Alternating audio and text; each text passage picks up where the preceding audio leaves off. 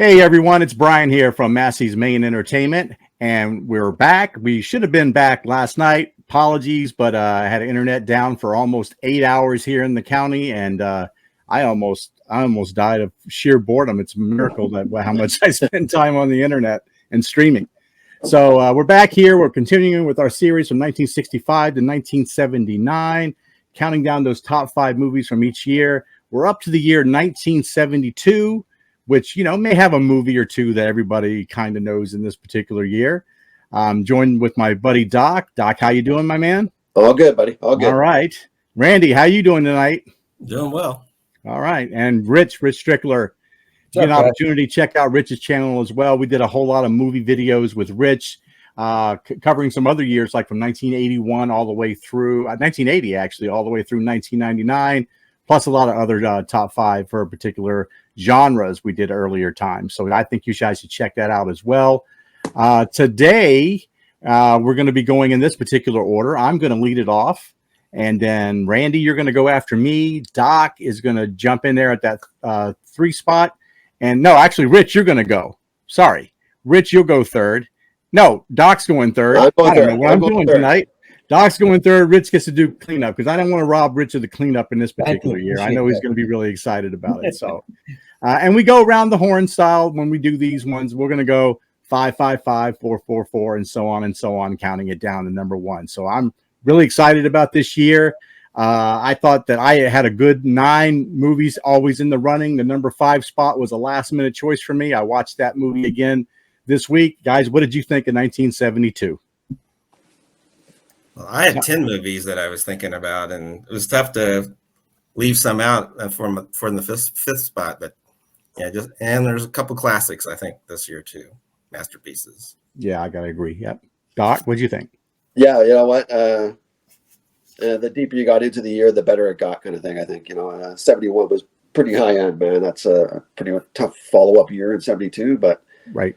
There's some pretty good flicks in 72, man. And like Randy, I had a list of 9 or 10 that was the back half of my list. Had some scrapping to do. So, but we got there. Perfect. Rich, what did you think, man? Same thing. I mean, I think there are 2 that I would be shocked if we all didn't have, and then the back end of the list will be personal favorites, or maybe some you had to think or flip a coin to get on here. So it's going to be interesting to see how your guys' lists compare to mine or all of ours together, really. I think we'll have 10 or 11 that we'll all touch on at one point, 10 different movies, maybe 11. Yeah, I agree. So, like I said, I'll be kicking it off tonight. Also, make sure you like, sub, and comment down below. Our last video for 1971 absolutely blasted.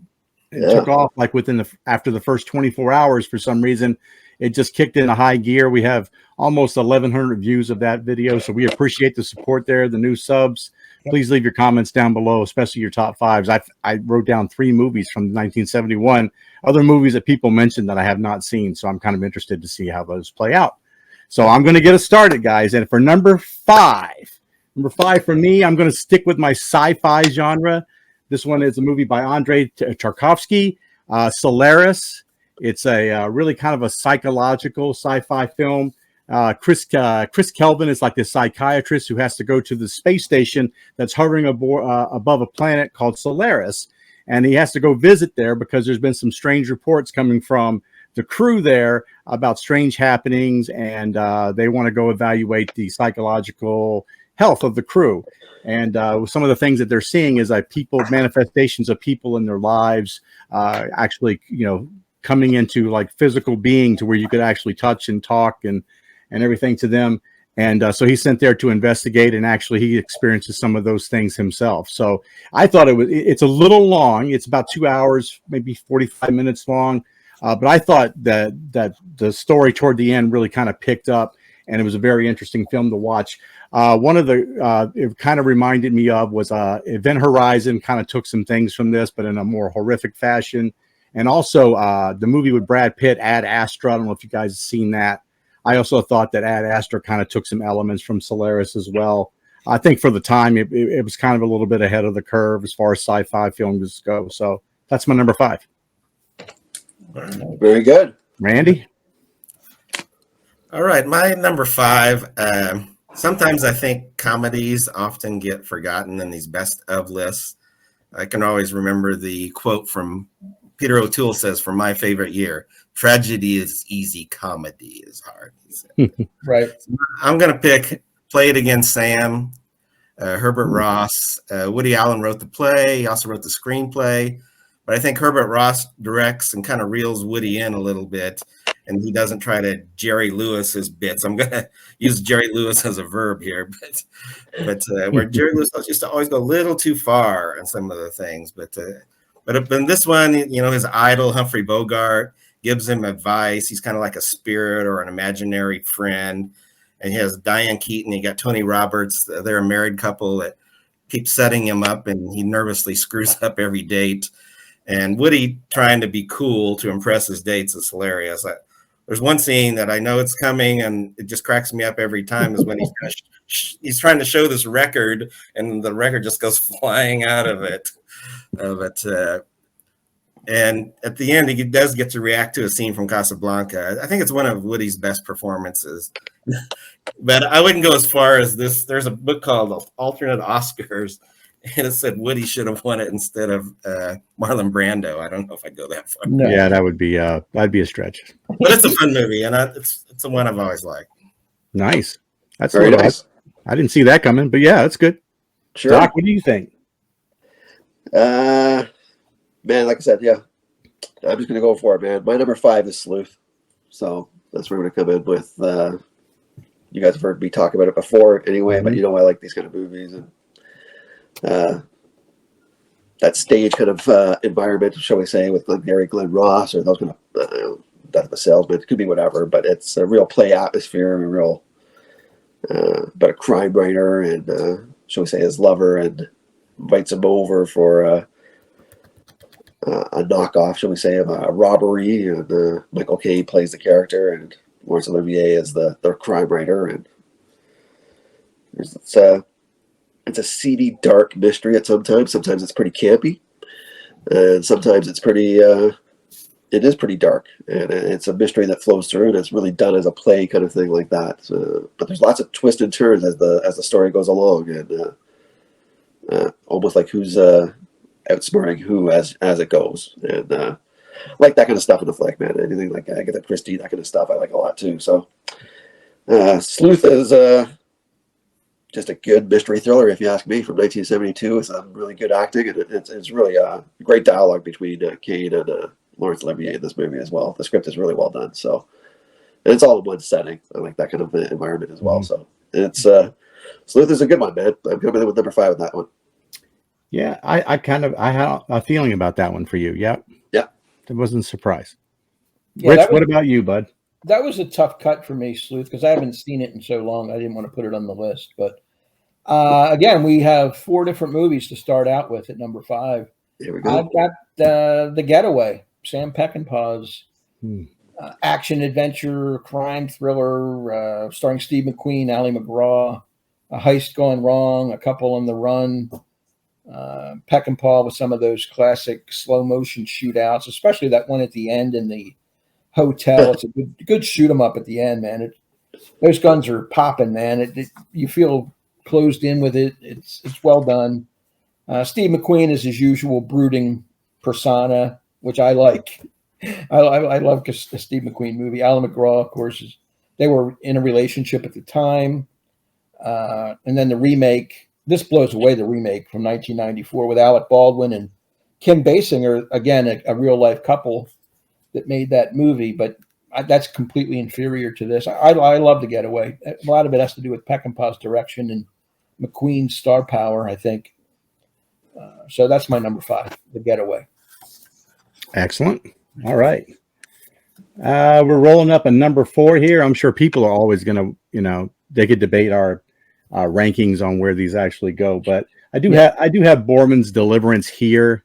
Probably I'll after watching this movie, I definitely didn't want to take up canoeing in any fashion, and I definitely didn't take up the banjo.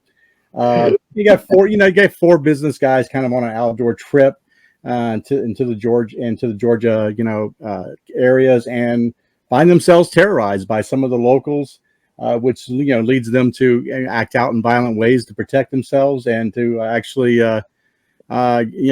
be chased and then get in trouble with the authorities, and the authorities end up letting them go, but in a most reserved manner, as you can imagine.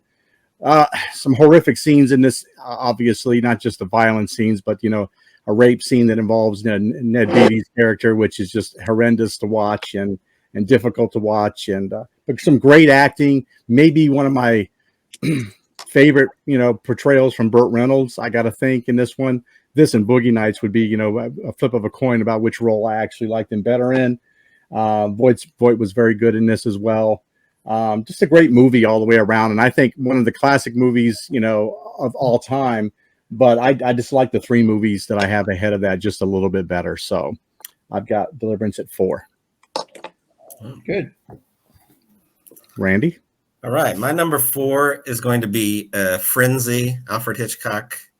Alfred kind of gets his mojo back with this thriller, and even kind of pushes the envelope with some violence and nudity that he couldn't do earlier in his career, where he had to have, make these hints within the production code at the time, like the train going into the tunnel in North by Northwest and things like that. But it has some amazing camera shots. The one where you don't see the murder, but it goes down the stairs, down this hallway, out across the street, is just kind of an amazing shot to Mm-hmm. So he was still experimenting even at his older age. It also has some great macabre humor, intense situations. The potato truck scene is just a classic. Also, there's a wonderful scenes with Alec McGowan as the chief inspector at home with his wife, who's trying to be a gourmet cook, has the most unappetizing food that you'll ever see.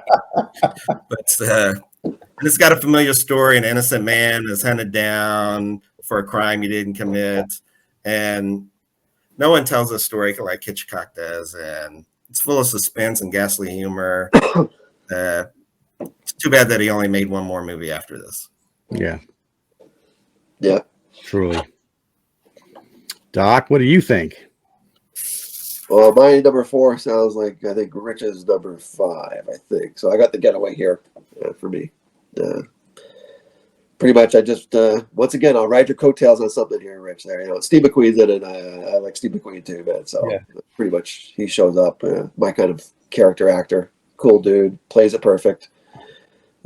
Ex-con, right back into the gig, man. This guy's not.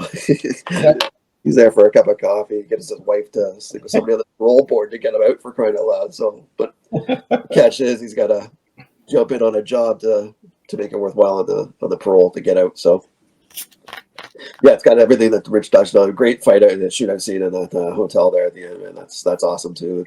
Making their way to Mexico, and a little bit of at times a Bonnie and Clyde kind of vibe to it at some points. But Ali McGraw and Steve McQueen. They make a good pair throughout the whole movie, man. It's got some really good. And you're right, the way it's shot, Beckham does a great job shooting it. The car chase, the flipping, the shit. Yeah. That's you can almost see where Michael Mann maybe gets a little bit of his little, should we say, the way he looks at films or shoots different things, especially those action and gun sequences and stuff like that. Right. It's almost like a little Heat vibe or something like that, or Collateral in there. So Okay. Yeah. Getaway's my number 4, man. That's where I'm coming in with it. Nice. Good pick. Very nice. My number 4 is Sounder. I don't know. Ooh, okay. A nice little family drama. Really a beautiful film. It's got a lot of heart. It takes place in the segregated South in the 1920s. These black sharecroppers, little family, mom, dad, and the young man who's a teenager. The father's in prison for stealing food to feed his family, and there's a lot of drama here. The dog takes off. The dog's name is Sounder. That's where the film's title come from. Kevin Hooks is the young man. Paul Winfield, a great performance. Cicely Tyson as the mom. They were both nominated for Oscars, Cicely and Paul, and deservedly so. It's kind of a sweet story, wonderful performances, coming of age. It's got a lot of themes that I like in a movie, and it works for me. It always has. Every time I see it, I say, wow, this is really an underrated kind of little gem that not a lot of people today talk about. So I'm going to put Sounder at number 4. Excellent. I know that I think we've got at least one fan out there that is going to be absolutely have that really high on their list. We won't give the shout out. We'll give the shout out later, but you know, we know that it's coming, right? Yeah. All right. So we're at number 3, right? Yeah. All right. So yeah, number 3 for me is I am a huge Peck and Paul fan. And this is, you know, after seeing the ones that you guys have kind of thrown my way, this is probably my favorite movie with Steve McQueen. I got to say it. I think that this one's my favorite. You know, more than Bullet even. So, but you guys have already touched upon it. Like, you know, him and Ali McGraw, recently released convict. He gets right back in, like Doc said, he gets right back into the business again. There's like no hesitation about it at all. Carries out this bank robbery. And then they find themselves on the run from both, you know, the criminal element and the police themselves. So it's like, you know, they were just coming from all sides, and it's got these intense car chases, which is just, you know, seems to be a consistent thing in a McQueen film. Shootouts, high stake, you know, cat and mouse game. I think it's like it's a film that kind of explores that whole survival in the grittiest possible sense, and these got a great suspense narrative, which is, you know, just kind of goes along with, you know, Peck and Paul films. He's very charismatic, and I give it McQueen. I like him in it because he's probably more charismatic than I can remember him in the other movies. I mean, he has that presence in the other movies, but this one felt like there was that little bit of extra, and I wanted to give him the credit here. I think it's his best movie, but that may be a hot take. I don't know. So maybe. Oh. All right. I guess it's ready for my number 3. And this is going to be about a wild trip down the river. But it's not what you think. It's the Amazon is the river I'm talking about. Ooh. And it's Aguirre, the Wrath of God, which is a Werner Herzog film. It's a great opening shot of the conquistador Gonzalo Pizarro. He's leading his men down this mountain to the Peruvian rainforest. Then he sends out this group of men to look for El Dorado, and this is when they get on the river, the fabled city of gold. It's very much a mood piece, enhanced by the music, and it's got this haunting portrayal by Klaus Kinski as Aguirre, where he kind of becomes the charismatic leader of the group that heads upriver. But it's a doomed mission with Aguirre ruling by terror, and his actions grow more and more insane as the movie goes on. But it's got great cinematography and amazing performance by Klaus Kinski. And I have to watch more Werner Herzog movies. I was pretty amazed with this one. And in fact, this movie is one of the movies that's put in Roger Ebert's The Great Movies book. But that's my number 3. 3. Nice. All right, Doc. Well, I guess my number 3 sounds like what Rich had at Randy had at number 4. So I got Frenzy here at number 3 for me. You're right. It's Hitchcock. He's pushing the boundaries in this one. You're right. You know, what he can get away with and stuff. And we talked about that, how it changed in the early 70s and how far you can push things. So Hitchcock jumped on that, was doing it as well. You know, the necktie murders and stuff like this. And I really like the way that this is done, in the sense it's a different kind of Hitchcock film than a Hitchcock film. And I think that's one of the attractions. That's why I have it at number 3, man. I think it's really, really well done. John Finch, I think, is really good as the, let's say, the ex-husband of one of the main victims inside the storyline. And Barry Foster, you know, his friend and stuff like that. And the way it flows and stuff like that, the hiding and the sequences. And you talked about the shots from Hitchcock. And yeah, he was definitely experimenting, man, the way he's done this movie. It's a thriller. It has a lot of elements that Hitchcock brings to the table in his movies. And I just think the way that it's, you know, a lot more of the gate in the first half of this movie, the first act, so we say, of the movie, than you would normally through a Hitchcock movie. And I think that's one of the appealing factors for me. So yeah, I got Frenzy at number 3 for me, man. Really good flick. Agreed. Nice job. Good pick. Nice. All right. My number 3, this might be the most controversial because people either love it or hate it, or there's really no middle ground. I'm going with Last Tango in Paris. Bernardo Bertolucci's interesting film from 72, starring Marlon Brando as a middle-aged American in Paris. His wife has committed suicide, and he meets this young Parisian played by Maria Schneider. and they develop this relationship where they meet only to have sex. They don't exchange names. Kind of a psychological drama of this broken man, Brando. He shows a lot of range in his performance. I think one of his best performances. I think a lot of it may have been ad-libbed just by the way he's talking about his childhood and stuff. And he's using this girl as some kind of therapy, I think, for the loss of his wife. A lot of pain and suffering that's on display here. Him speaking to his wife in looking down in the coffin is one of the most wild scenes I've ever seen in my life. The hate, the vitriol, it seems so real. And Maria Schneider plays this childlike woman in her 20s. She's at that age where she looks younger than she really is. And I'm not sure what her backstory is. It's mysterious.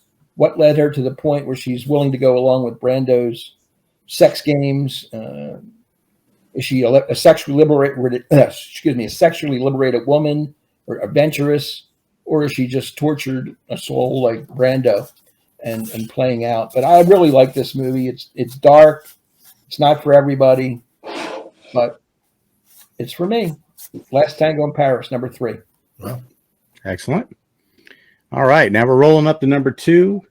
And number 2, I'm going to agree with both this point. Randy and Doc both have it. I have Frenzy here at number 2. Mm-hmm. I remember we had a whole Hitchcock class that he took in college, and this was the second to last film I think that we watched. We didn't watch them in chronological order or anything because we only watched 12 movies in total. I think you guys alluded to some of the shots in it. He has this really interesting technique that he would take the camera and pull it back on the gurney while zooming in the lens at the same time, and it gives that weird tunnel effect that happens very quickly. I thought that there's a couple interesting shots that he does with that. The subject matter was much more intense, I believe, and it wasn't like a huge buildup to get to the intense parts. It's like it happened, like I think, Doc, you alluded to happening in the first act even, the insinuation of the rape scene, where there's nothing being shown, but the mannerisms of the killer himself. I remember we had an older lady in the class at the time. Maybe she was in her mid 50s. I was only in my mid 20s by that point. But she got up and walked out right at that moment. It must have been something going on in her life that she just couldn't even bear to watch even something that mild. And even I said to myself, compared to what's out there now, this is fairly mild. But at the time, you can imagine that this would have been right there on the edge. And it's one of his classic movies. If I were to be ranking it, it would definitely make my top 10. If maybe even break into the top 5, depending on what my mood was for the day. So Frenzy is my number 2. Nice. Very good. very good. Randy. Oh, it's free. Yeah. My number 2 has been talked about already. It's Deliverance, John Boorman. You don't go swimming in Jaws. You don't go to the shower in Psycho, and you don't take a canoe trip in the back of it. But whenever I think of this movie, I think of James Dickey, who wrote the book and the screenplay. And he's actually the big guy who plays the sheriff toward the end. And for a while there, I was selling like stuff on eBay, and I was selling old magazines for a while. And I was selling Old Life magazine. And you would write a description. You would try to put in stories that you think somebody might click on and might want it. And I put to James Dickey, and somebody bought the magazine. And then I noticed that their name was Dickey. And then he wrote back to me and said he was his son. Oh, wow. Oh, wow. Kind of cool. But That's he neat. was Cool. trying to find stuff on his father. But it has some great cinematography and probably the best camera work I've ever seen on the Rapids. Yeah. And one interesting thing about that is that when the actors did a lot of that, that Ned Beatty was actually the only one with any experience, but he's supposed to be the one that's kind of clumsy and not very good. Yeah. Right. But it's kind of like the infringing of civilization juxtaposed with old time survival. Right. Yeah. Great movie for me. Excellent choice. I think so. Doc. Your number 2 was what, Randy? Sorry, it was my number 2 is Deliverance, man. That's where I've got this. You guys have already touched on this one here. The 4 guys going out for a guy trip, and a wrong turn, wrong time, wrong gang, wrong everything happens at the wrong time in life. And that's the flow of it. It's a real hostile environment that they run into, and whatever segment you want to get into and stuff like that. Known for the banjo scene and some other things that happened, including the scene that Brian touched on earlier with Dead Beatty. But the movie flow is really good in a lot of senses too. John Voight is really good at this flick. Ronnie Cox is really good. They're all great in this movie. But Burt is the standard, man. This is really made him a superstar, man. This catapulted his career, and you can see why. He was he was the tough guy in the movie. He was the guy that stood out as the guy with the muscles and the short shirt and everything else. But he played the character. He played it really well. And like I said, it catapulted him for a great 70s, 80s run in his career. But the movie itself stands on its own, man. This is it's a real inner look on how things can actually, can go sideways really quickly, and you're expecting something really great, and it's shot really well. Like I said, the acting is pretty high end here, man. And like I said, the 4 guys are really good at this flick, man. Especially Ronnie Cox and Voight, the other side too. They're going to talk. So I got Deliverance at number 2, but it's kind of a classic out of the 70s, if you want my opinion. Yeah. Well, I don't want to break up the party, but I got Deliverance at number 2 also. And there we go. You guys have really laid out the groundwork for it. All the reasons you talked about. A bad turn goes sideways, basically. I had that written down. Randy mentioned the cinematography. It is absolutely gorgeous. Backwoods of Georgia. And just a weekend adventure turned upside down. I love the dueling banjo scene. To the male bonding. You can picture yourself in this, getting some of your buddies together and going out and not thinking anything of it, and then shit happens. It works as an action and adventure movie, an outdoors movie, a dramatic thriller, survivalist movie. So many elements to it. The rape scene's disturbing. There's a lot of things in here that, it turns into a nightmare, basically. It's dark and disturbing, but very well done. All 4 actors give great performances, so it's going to be high on my list. Number 2, Deliverance. All right, so we made it all the way to number 1, and geez, I wonder what it actually could be, right? I mean, I think that when we've discussed music in the past, I said that Bob Dylan's Visions of Johanna was the best reconcilement between a song and a piece of poetry that's ever been done, and I think that when you want to break up the difference between a movie and film, this is the one that is the top of the list for both, I think, in my opinion. So it's like the best representation of reconcilement between good filmmaking and then good storytelling at the same time. And it's The Godfather, obviously. I mean, just a classic scene right from the beginning. You're kind of drawn in this weird, slow way when this mortician is telling the story to the Godfather that eventually gets around to him wanting revenge on these young men who had violated his daughter. And then the speech that the Godfather gives to him about how if he would just come to him in the beginning, that his enemies would become, the Godfather's enemies, and then they would fear him. And then suddenly you're starting to get the gist about what you're kind of dealing with here. It was this innocent thing. And on the outside, the wedding's going on and there's happy things, and you start to meet the characters. And even just in those little scenes, you already get the sense of all the characters, Tom being the intelligent one, and then Fredo being the clumsy, oafy type one, and then Michael seemed to be removed from that situation at the beginning, and it's just a great movie where you almost, even for all the flaws of every character in the movie, I mean, you're in love with the family, almost want nothing bad to happen to them because they just seem like a regular family that just so happens to be in the olive oil business, I suppose we'll call it, right? Yeah. Great film. The acting is superb across the board. You got Duvall and Al Pacino and James Caan, and just I mean, there's no bad acting in this, and it's just even the secondary characters are all fantastic in their roles. It deserves to be number 1. And if we did a list of the top 10 movies of the 70s, it probably would be number 1. So it's kind of easy for that. Number 1, Godfather. Randy? Well, I wonder what I could think. what mine's going to be. It's one of the best movies ever made, and it's The Godfather. Francis Ford Coppola kind of takes us into the family life of the mafia and the extended family that runs kind of like a corporation. There's the story about a struggle for power, loyalty, and betrayal. There's the motto, don't ever take sides against the family. Mm-hmm. And I like how you talked about the beginning of it. It's how they introduce all the different characters at the wedding is really very cool. Yeah. Yeah. And one of the things that I just love about this is Gordon Willis' cinematography. Mm-hmm. When they first were doing dailies of it, then the producers were going like or the movie,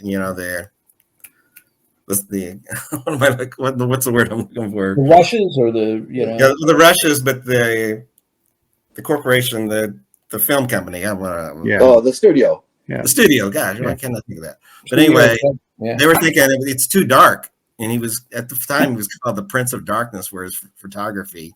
Right. But he loved it was so well lit, and that's what I loved about it. But he would have to fight with the actors to hit their marks, or else they were going to be in the dark. So, but it was perfect the way it was done, and just so many unforgettable scenes. The baptism montage is one of the most unbelievable scenes. Toll booth scene with Sonny, hospital scene, the garden scene, and just amazing and unforgettable dialogue. Just a masterpiece. Mm-hmm. Agreed. Doc? It'd be weird if I was different, eh? I was gonna say, I got the Godfather. No, it's the Godfather. Yeah, the Godfather is obviously the number one of the year. Everything you guys have just touched on. I guess a couple of things that I would probably just tack on to what you guys have said is, cinematography is fantastic, Randy, but the Coppola's direction is it's incredible in this movie as well. It's almost 3 hours of. It's a fantastic story. It's a Mario Puzo. It's Coppola. It's you're getting high end stuff here. Brian, you touched on the acting. And this is high end, man. This is a cast that's an all-star cast, man. Popping into one of the greatest, if not the greatest movie of all time. Debatable how you want to put this out there, but it's the way it's shot. It's the way it's shown to you. And you guys touched on the introduction of the characters. I think that's the heart of the movie almost as it goes, right? Because you meet everybody in the first 15 minutes of the movie. You know what the Godfather's about. You know what his family's all about. And you're meeting everybody at the same time. And that arc that we've touched on previously, you can see where it goes from Michael as it goes throughout even Godfather 1 and even the Godfather 2. His character arc is incredible. And the Godfather is one of the ultimate classics, man. If it's not number one this year, then I don't know, man. You're pretty nitpicking, man. This is a classic. Very good, Rich. You're gonna help us out here. Yeah, I'm on board. Godfather, to me, the greatest film ever made, masterpiece of American cinema. The storytelling, par excellence, and like you guys both mentioned, all three of you mentioned, the opening scene where you meet people at the wedding. I love that. The characters are developed or put in your brain early. Weaving together so many characters and having so many memorable scenes. That's what we have here. I like it really doesn't apply here, but the arc of Pacino's character, as you see in the three films, is amazing, where he comes from in the beginning and where he ends up at the end. Just an amazing performance. And listen to some of these scenes. You guys mentioned a bunch of them, but they're all like in our minds forever. The toll booth scene, the horse head in the bed, make him an offer he can't refuse, the cannoli scene. Mm-hmm. Luca Brasi sleeps with the fishes. Fredo in that clumsy scene where he can't protect his father when he's picking fruit out of it. Unbelievable. The Italian restaurant scene, the assassination scene where incredible. Incredible. Yes. The romance in Italy with the young girl over there with Apollonia. That's a great segue and a segment too. The trash can beating scene with the Khan. Yeah. Khan laying it on him. That was awesome. Heavy. The wedding scene is the only other wedding scene I can remember that's on this level is the one from The Deer Hunter, which was also long, sprawling, excellent. And who knows? Maybe Michael Cimino stole that from Coppola and said, "I want to have a scene like that in my movie too." But I don't know.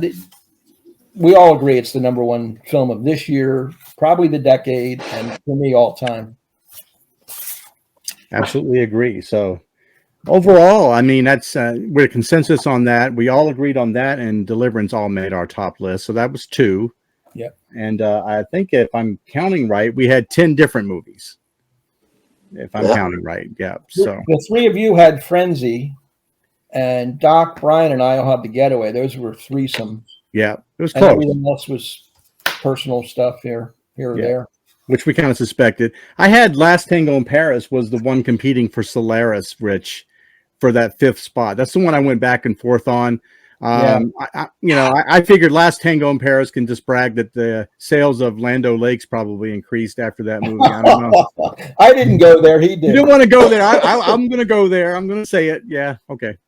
But anyway, that was like my last one out. So you guys had some honorable mentions you want to throw out there? Well, Frenzy and Sleuth were my 2 last cuts. I actually like my guilty pleasure. Randy will appreciate this. Kansas City Bomber with Raquel Welch, a roller derby movie. I think it's her greatest role. I mean, if that's not saying a whole lot, but I really enjoyed that film at the time. So, well, Sleuth barely missed mine. I also liked Sisters, the Brian De Palma. I thought it was a pretty good thriller. Fat City. I don't know if I got a theatrical release. There's the John Huston boxing movie. I've seen it. That's right. I've seen it. And then What's Up, Doc is just kind of a Peter Bogdanovich's, going back to the screwball comedy, which I thought was pretty good. And Cabaret, I thought was a good film, but I just didn't make my top 5. It's a good film, but I can't stand Liza Minnelli, so I left it on. Yeah, I would. The only reason. Doc, what'd you have for? I had Cross 110th Street. Yeah. I like that. I think Quinn's really good in that flick, man. So yeah, Dakota's really good in that too. So The Candidate's a pretty good flick out of that year. Yes. Fist of Fury is a tough one. If it was 10, 15 years ago, I probably would have had it in my top 5, but not now, I don't think. And like Randy, I have a soft spot for What's Up, Doc too, man. I think that's a really good little campy kind of comedy thing. And I think Barbra Streisand's pretty good in that flick, man. So that would be ones that I The was Candidate was a good call. I had that on my list too. Well, there we go. in Paris was definitely not on my list, Rich. Didn't make your list? Oh, man. Yeah. I can understand. Can't believe it's not on the list. I'm just, no. Did I go there again? I'm sorry. Not for everybody. So anyway, thanks everybody for watching. That was 1972. Please like, sub, and comment down below. Check out our other videos in the series from 1965 up until this point. And we really appreciate you guys coming. Next week, we're going to be filming the top 10 movies of the Coen brothers, which I expect that to be a great list on everybody's part. Going to be interesting to see where we kind of fall at the bottom of the list. I think the top of the list, I can guess like maybe the top 3 overall, but after that, I think it'd be a little bit of moving around. So, like I said, like, sub, and comment down below. We'll catch you guys next week. See you later. Later.